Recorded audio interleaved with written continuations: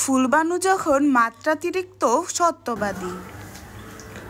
Good morning বাচ্চারা, কেমন আছো তোমরা? দেখো তো আজকে আমাকে কেমন লাগছে এই শাড়িতে।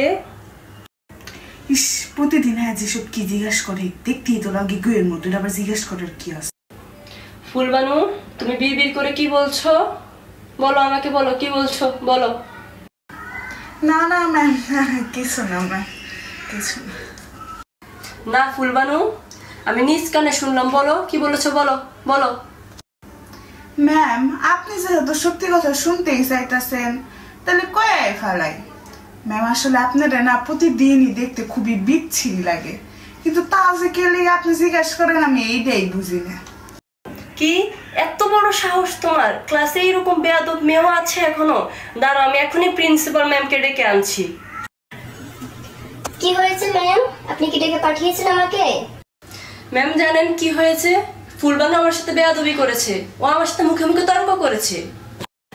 কি হয়েছে ফুলবানু? তুমি কি ম্যাডামের সাথে বেয়াদবি করেছো? ম্যাম, আপনারা তো শিখেছেন সর্বদা সত্য কথা বলতে। এমনি ফ্লোরা ম্যাম প্রতিদিনই ক্লাসে আয়সা জিজ্ঞেস করে যে বলো তো বাচ্চারা আমাকে কেমন লাগছে, পড়াশোনা তো করাই না। আর আমারও জিজ্ঞেস করছে যে সত্য কথা বলতে, আর আমিও সত্য কথা বলছি যে ম্যাম আপনার একেবারে বিচ্ছিরি লাগতেছে। আমার কি দোষ ম্যাম, কোন তো?